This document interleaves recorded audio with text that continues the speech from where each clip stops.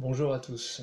Bref vidéo aujourd'hui afin de réagir à la commémoration appelée de ses vœux par Emmanuel Macron, président de la République française, en hommage à Philippe Pétain, grand soldat de la Première Guerre mondiale. Alors, il est quand même intéressant de revenir sur ce point pour bien des choses qui, là encore, sont tout à fait révélatrices de la période historique dans laquelle nous nous situons.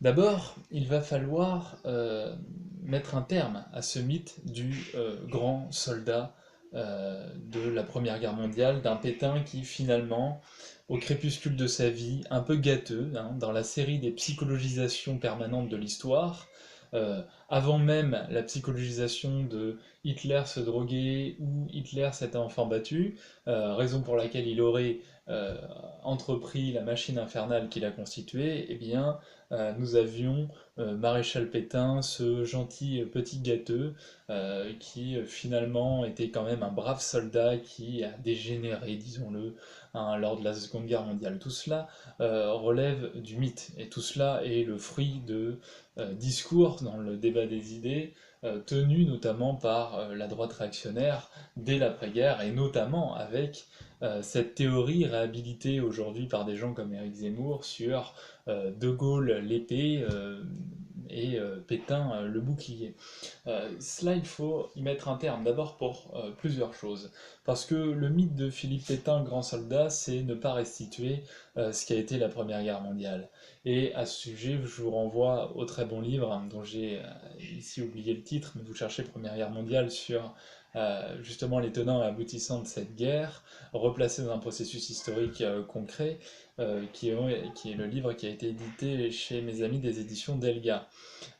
Et donc c'est ne pas comprendre ce qui se joue réellement et faire fi alors de processus historiques, politiques, économiques qui sont en jeu à ce moment-là, et où Pétain apparaîtrait comme un quasi-homme présidentiel au moment de Verdun. Or, Verdun, faut-il le rappeler, a été une boucherie sans précédent, à laquelle Philippe Pétain, loin d'être l'homme que l'on décrit comme celui qui était auprès de ses soldats, etc., a aussi contribué, de par ne serait-ce que la fonction qu'il occupait. Alors, on ne va pas relancer le débat sur Eichmann à Jérusalem, est-ce que c'est le mal ordinaire, etc.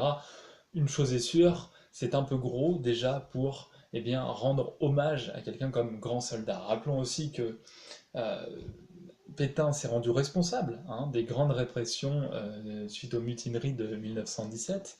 Hein, les quelques cas où certains soldats ont pu être sauvés étaient le fait du gouvernement politique, mais au contraire, Pétain a renforcé la répression des mutineries de 17. On pourrait y passer en revue bien d'autres choses, hein. Effectivement, il a aussi été euh, l'un des commandants français dans la guerre coloniale du Rif, qui a été une guerre absolument meurtrière pour les civils, et bien des choses encore. Il a été le premier ambassadeur français d'Espagne sous Franco, donc vous voyez qu'en fait tout cela poursuit un itinéraire finalement assez logique.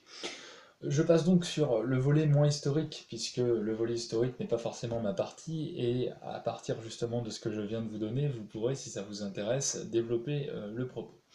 Il y a autre chose qui m'intéresse davantage, c'est que ça fait plusieurs années que j'ai mis en garde dans différentes interventions le retour du pétainisme. Je n'étais pas le seul, néanmoins ça me semblait être quelque chose d'inquiétant.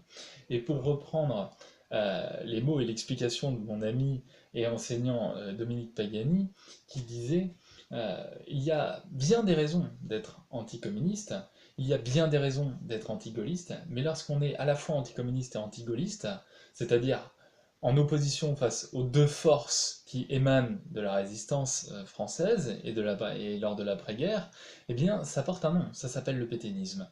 Et ici, il faut rejoindre hein, ce que disait effectivement Dominique Pagani lui aussi depuis plusieurs années, et à qui j'envoie tout à fait le pas à ce niveau-là, puisque finalement, eh bien, on voit que tout cela se réalise. On a eu des expositions Pétain à Paris il y a quelques années. La nouvelle droite n'a cessé de réhabiliter Pétain. Éric Zemmour y a contribué comme d'autres, mais c'est sans doute celui qui a l'aura le plus important et qui est le plus occupé dans ces milieux-là.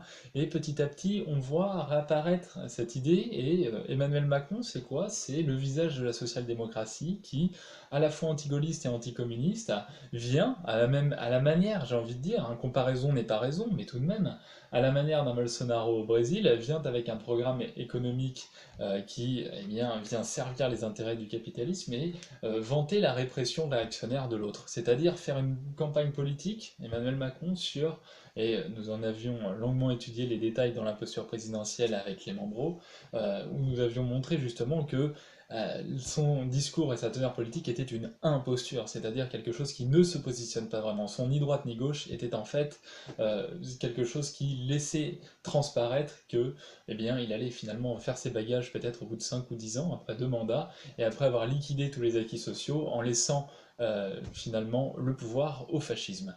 Et là, eh bien, c'en est presque étonnant, puisque finalement, tout cela transparaît de nouveau. Et l'on voit une énième fois, comme je l'avais dit dans la vidéo, sur le Brésil, qui, à bien des égards, a manqué de plaire à de nombreux partisans de la social-démocratie, notamment lorsqu'ils appartiennent à la France insoumise, c'est ainsi, hein, c'est des positionnements politiques qui sont maintenus, hein. C'est pas la subjectivité ici qui parle, mais c'est bien des faits objectifs d'appartenance politique.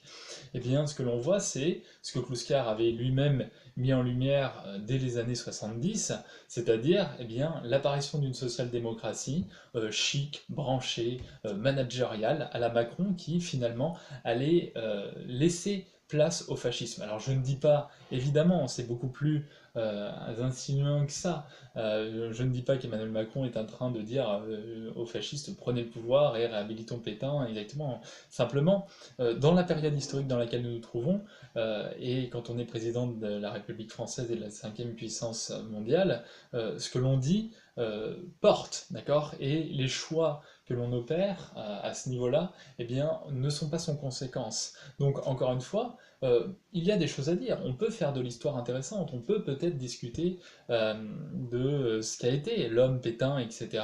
Et peut-être n'a-t-il pas été à titre individuel l'ordure qu'on peut décrire à certains égards. Peut-être, pourquoi pas. Il y a des recherches historiques à faire là-dessus. Mais en termes de discours politique, dans une période de crise, mettre dos à dos le gaullisme et le communisme pour favoriser un extrême centre, qui est en fait celui du travail famille-patrie de Pétain, c'est très problématique finalement.